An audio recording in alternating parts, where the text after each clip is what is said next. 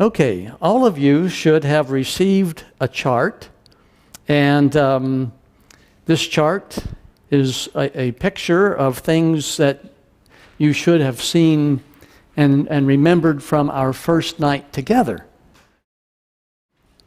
And I'm just reviewing quickly some things so that tonight's presentation will be very timely in your mind. Do you remember the illustration I used the other night about I drew a timeline, and I was talking about the siege in 605 BC, where Daniel was taken into Babylon by King Nebuchadnezzar. Babylon,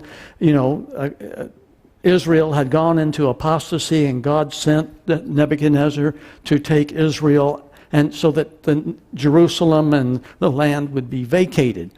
Well, do you remember I was talking about the people living up in the years prior to?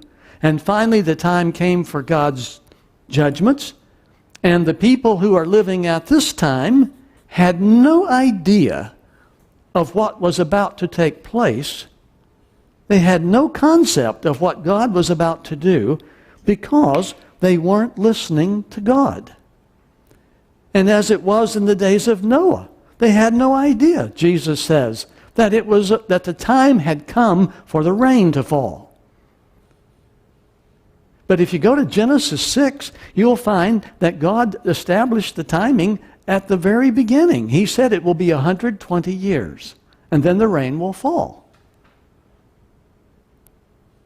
But when the 120 years were expired, lo and behold, nobody knew it. How do you explain that? Well, I'll give you an example. The 6,000 years are about to expire, and no one knows it. Same deal. History repeats itself because we never learn from history. Isn't that terrible? Okay, so this little chart shows you, up here at the very top, the Grand Week. Now, there are 2 weeks described on this chart, and up here you see it's called the Grand Week. And over here, down here, you see the Great Week. There are 2 different weeks. And what's different about these 2 weeks is that this Grand Week is made up of 7,000 years. A day with the Lord is as 1,000 years. So we have Sunday as 1,000 years, Monday as 1,000 years, and so forth. Okay? Everyone sees that. All right? Now, let's look at the Great Week for a moment. See this little week down here? In this calendar, each day of the week represents 490 years, which happens to be 70 weeks, right here. See that 70 weeks? And so each day of the week represents 70 weeks. And so we have a total of 3,430 years in the Great Week. This is the Jubilee calendar. Now, I'll talk a little more about the Jubilee calendar tomorrow, but what I'm trying to show you is that God has the weekly cycle, 7 days. Then He had a weekly cycle of 7 years. And then He had the Jubilee cycle of 7 weeks of 7 years. And He keeps building up, and He has several calendars all built upon the weekly cycle.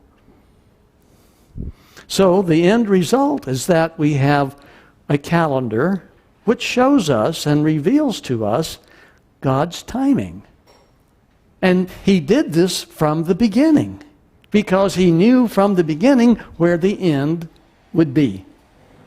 Okay. So when we look at the chart, down here in the lower left corner, we tracked from Adam down to the flood. And then we went over and we tracked from the flood down to the Exodus. 931 years when it was properly adjusted for inclusive counting. So, when we look at the calendar, we see Noah's flood is here, Abraham is born here, Jacob is born there, here's the Exodus, here's where Jesus came to earth and died in the middle of the 70th week.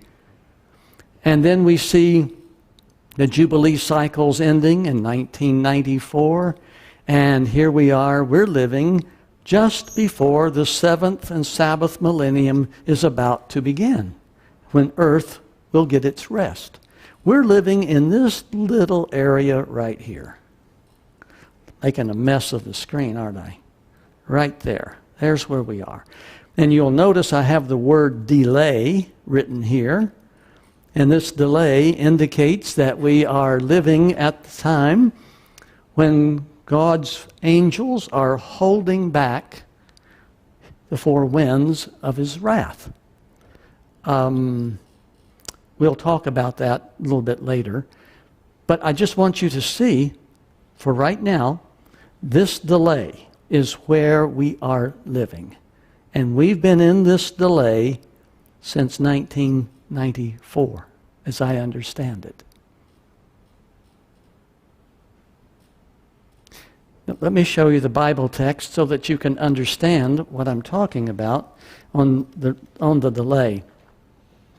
John saw four angels standing at the four corners of the earth, holding back the four winds, preventing any wind from blowing on the land or the sea or on any tree. And these angels are told, do not harm the land or the sea or the trees until we put a seal on the foreheads of the servants of our God. And then John says, I heard the number of those who were sealed, 144,000 from all the tribes of Israel. Now, last night, we talked a little bit about God's four deadly judgments. What were they? Do you remember? Famine, plague, sword, wild beasts. And where did we learn about those four judgments of God? Where did we start last night? I bored you to tears while we read the chapter Leviticus 26. Remember? That's where the covenant began. And this is where God laid out his four judgments against Israel. And then we find that in Ezekiel, the Lord sent his four judgments against Jerusalem. What were they? Sword, famine, wild beasts, and plague. And what were their purposes? To kill its men and their animals. And why does God kill people? We've been studying that this week. What's the reason? Wickedness. Very good. Very good. Well, I want you to understand that these are the four winds. Four dreadful judgments. And these four angels have been poised to release God's four dreadful judgments on the earth since 1994. And you've been driving down the road, listening to the radio, totally oblivious to this, haven't you? You have no idea. We know, because of the chronological nature of apocalyptic prophecy, we know that the fourth seal is the next one to be opened up. And when the fourth seal is opened up, when the Lamb opened the fourth seal on the book of life, John saw a pale horse. Its rider was named Death and Hades, and they were given power over a fourth of the earth to kill by sword, famine, plague, and by the wild beasts of the earth. There they are. This is the next. Let's scratch this out. I don't know what day this will actually take place. I don't know what year it will actually take place. But I'm guessing that this is 2014. Let's guess in 2018 that God's angels, 4 angels, who are standing at the 4 corners of the earth, are going to release the 4 winds, and God's judgments are going to befall earth. I'm guessing. It could be tomorrow afternoon. It could be any time. Jesus said, at an hour when you think not, the Son of Man comes. Now, when Jesus talks about his appearing and his return, he's not talking about a punctiliar event that happens on one day. No, he's talking about a parade of events where he appears at the end of the parade. The coming of Jesus consists of a parade of 14 events. 7 first plagues, 7 last plagues, 14 events in all. Okay. Let me see how well your instant recall is working. When God's patience with wickedness is reached, what does he do? Sends destruction. And we have some examples. Noah's flood, the destruction of Egypt, the destruction of Babylon, the destruction of Israel. The other night I gave you 12 examples, just easy examples. God's patience with wickedness is finite. It is limited. And when he sees that extended mercy has no redeeming effect, what does God do? Springs into action and destroys so that the oncoming generation will have a chance without the burden of sin imposed by the previous generations.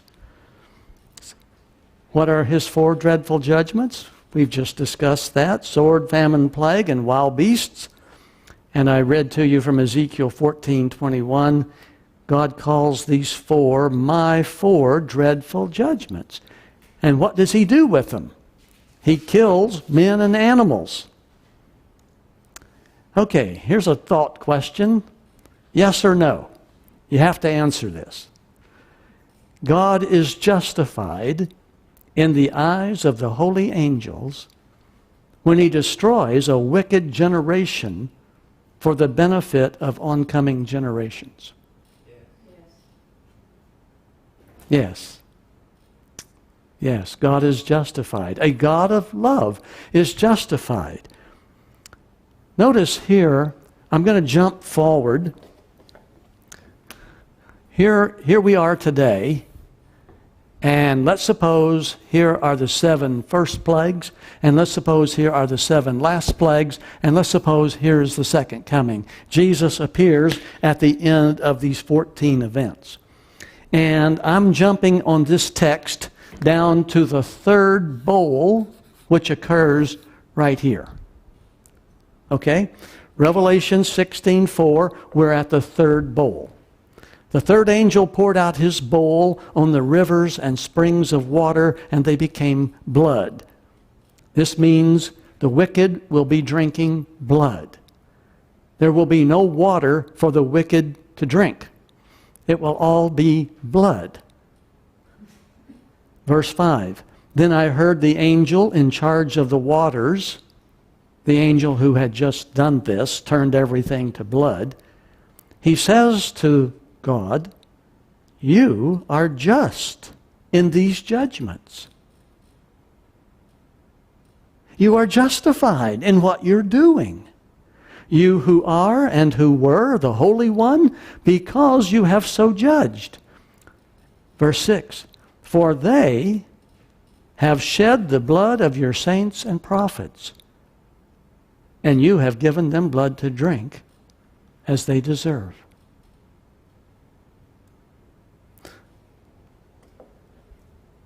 During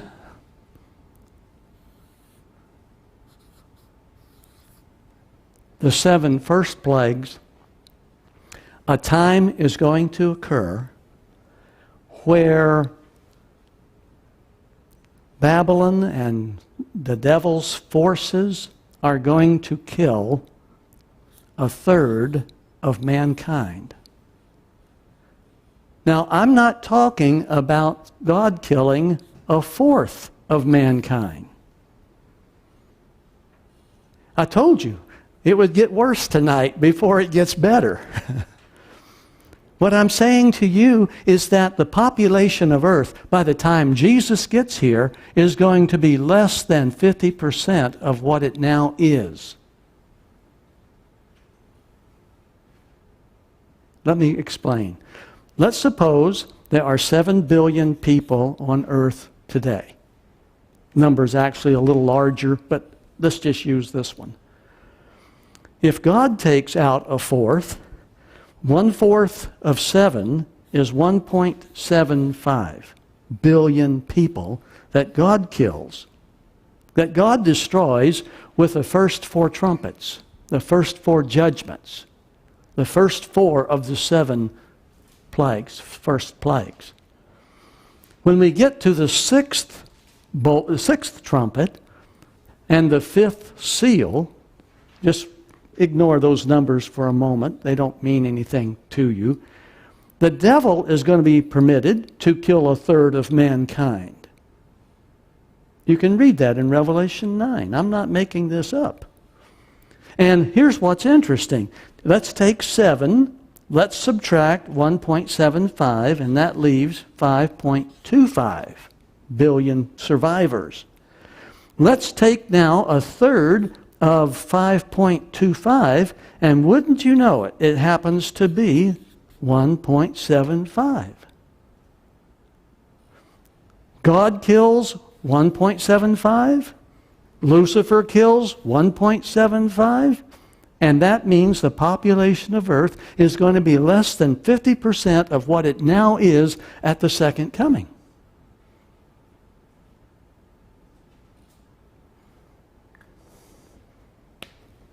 May I read a couple of verses just to show you?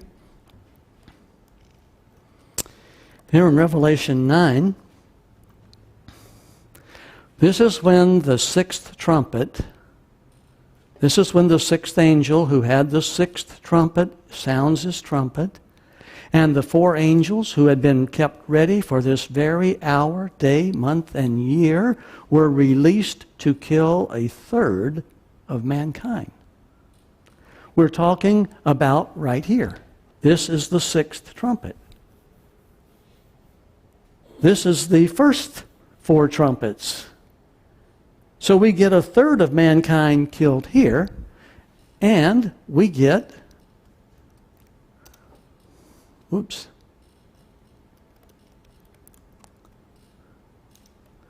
when the 4th seal is opened up, the rider on the horse is named Death, and the grave, Hades, is following close behind him.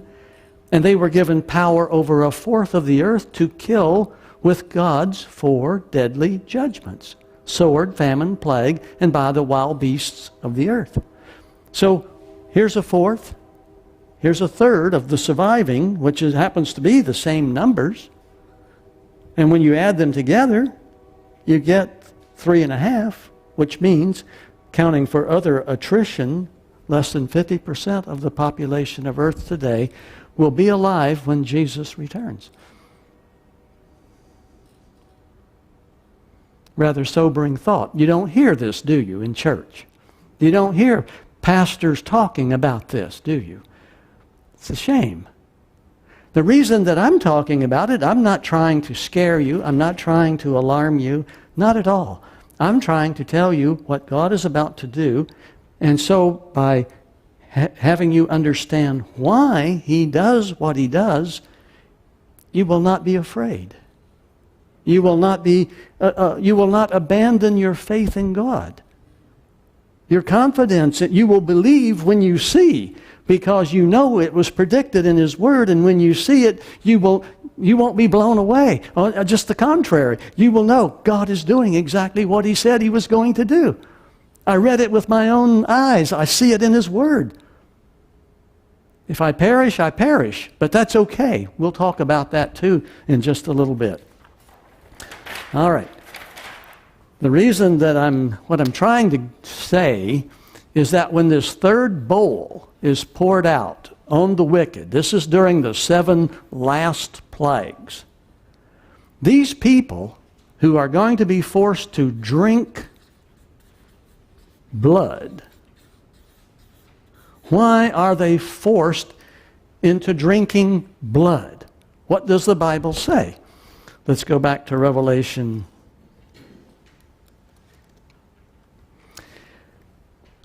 The angel says, "For they shed the blood of your saints and prophets." The people who are the recipients of this bowl are murderers.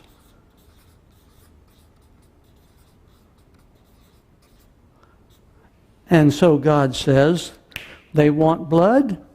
I'll give them blood. Here, all you can drink. And the angel says, you are just in these judgments, and you have given them blood to drink as they deserve. They were bloodthirsty. They killed the saints and the prophets during this time period right here. This is 6th trumpet. This is 7th trumpet right here. Right here, during this period of about 221 days, 222 days as I understand it, about 7 months. A third of the earth is killed by these murderers. And God gives them blood to drink.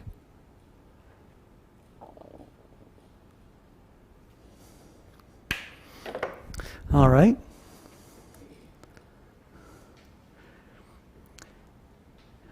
Last night we talked about Leviticus 26.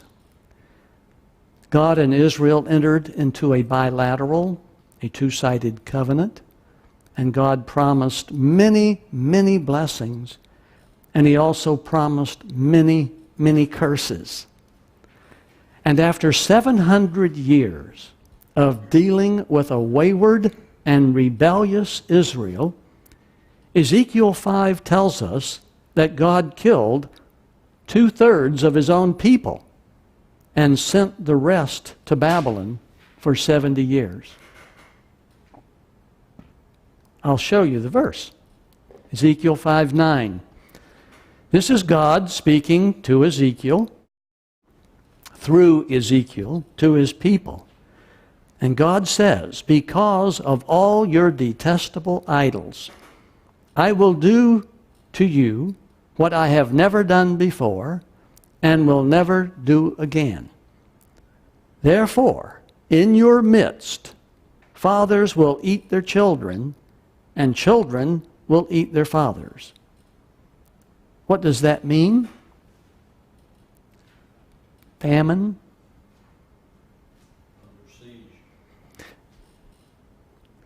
The way in ancient times cities were destroyed is that here's a city, and the soldiers would come and set up a siege around the city and starve them out.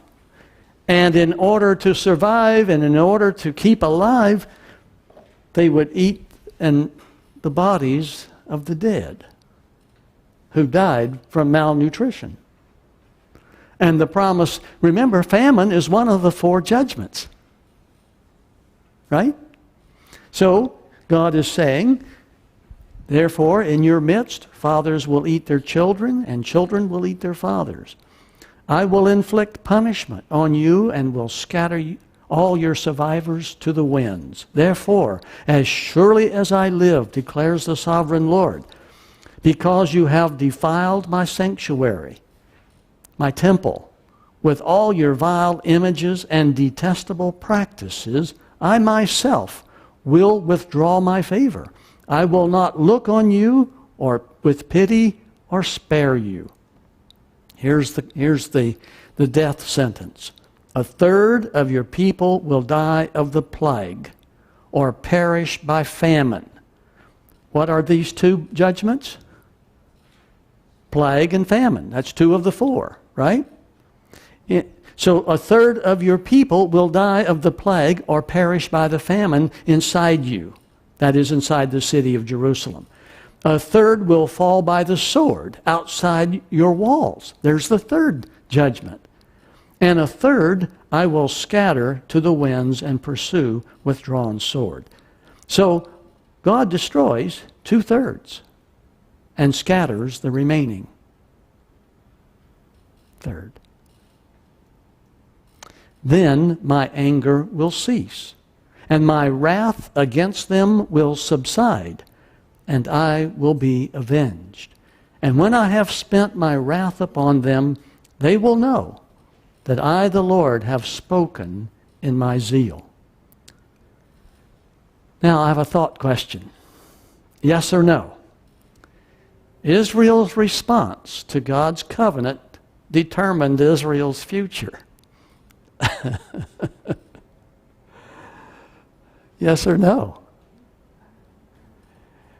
The reason that you need to think this question through, you need to understand that your response to God's covenant will determine your future as well. You see, God's dealing with Israel is but a mirror of how he deals with all nations. This is just a mirror. He chose one to show the rest of how he deals with all of us. Does God watch over us to see what our behavior might be? 2 Chronicles 16:9 says, "For the eyes of the Lord range throughout the earth to strengthen those whose hearts are fully committed to him." Why did Israel have to spend exactly 70 years in Babylon? Who has the answer for that? Anyone remember? Israel, between the time of King Saul, remember I drew this on the chart last night, Israel between the time of King Saul and King Zedekiah violated 70 Sabbath years. And how long is this period of time? 430 years. And in 430 years, there are exactly 70 Sabbath years. So the reason the Babylonian captivity has to be this long is because God made a promise. And what was the promise in Leviticus 26? Notice, verse 27.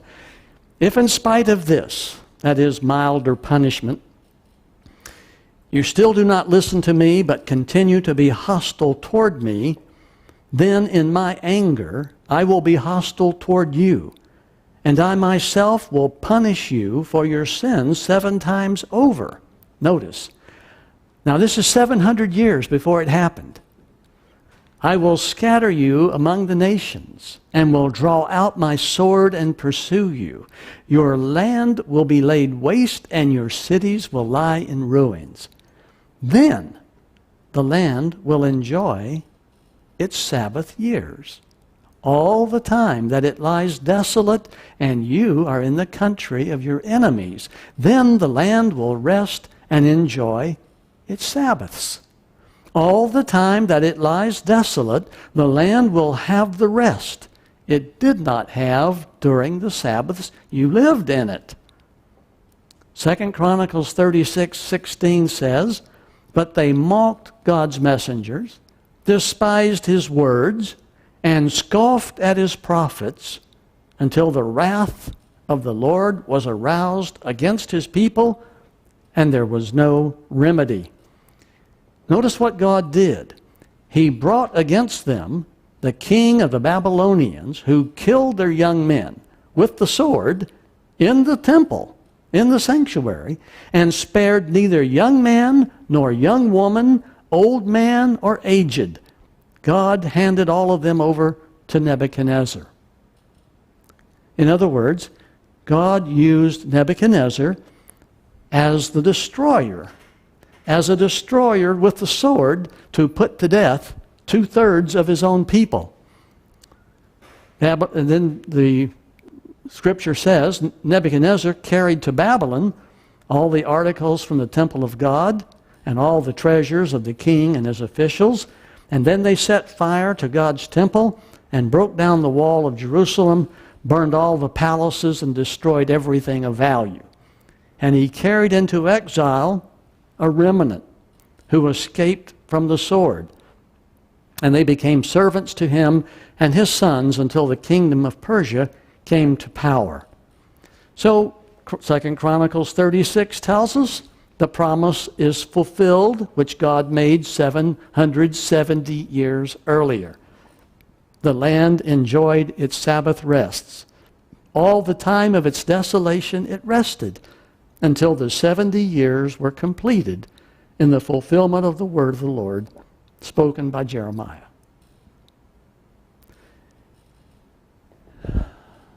You have to take God seriously. God means what he says, and he says what he means. And this is a problem with the carnal nature. This is a problem with the sinful nature. People don't believe that God means what he says. And this is why in Noah's day, nobody entered the ark. God's patience with our sinful ways always produces the following outcome. See if you can understand the slippery slope a little better.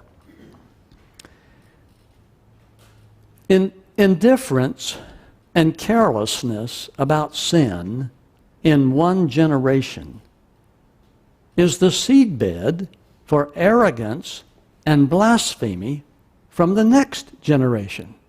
True or false? And this becomes, the second generation's arrogance and blasphemy, becomes the seedbed for hatred and total rebellion against anything God has said by the time we get to the third generation. You understand the slippery slope. You see how civilizations start off so well and fall so low. You remember the second commandment. You shall not make for yourself an idol in the form of anything in heaven above or on the earth beneath or in the waters below. You shall not bow down to them or worship them, for I, the Lord your God, am a jealous God, punishing the children for the sin of the fathers to the third and fourth generation of those who hate me. How does the third and fourth generation come to a point of hating God? How did they get there? Because of the slippery slope that we just discussed, that we just examined. But God goes on to say, but showing love to 1,000 generations of those who love me and keep my commandments. Last night I made this comment. Every person has a prophetic mindset, and we can tell what a person really thinks about the future by the way he lives today. I don't want you to forget that. I rarely say anything profound. That was supposed to have been funny, but I don't think it worked. In Noah's day, most everyone believed life would go on without interruption. Most everyone thought Noah was a kook. Most everyone believed tomorrow would be the same as today, and most everyone was wrong. It's no different today. And those in error discovered their fatal mistake 7 days after the door of the ark was closed. Falling rain ruined 1 million prophetic paradigms within 5 minutes. Big oops. But the day Lot left Sodom, fire and sulfur rained down from heaven and destroyed them all, Jesus said. And it will be just like this on the day the parade begins of the 14 events that the Son of Man will be revealed. It will happen without warning. Think about this. If God had wanted to save everybody in Noah's day, He would have left the door of the ark open after it began to rain. Right? And what result would this have produced? Everyone would be running into the ark to save himself. Right? Of course God knew this, and herein lies the problem. Without faith in God, it is impossible to please God.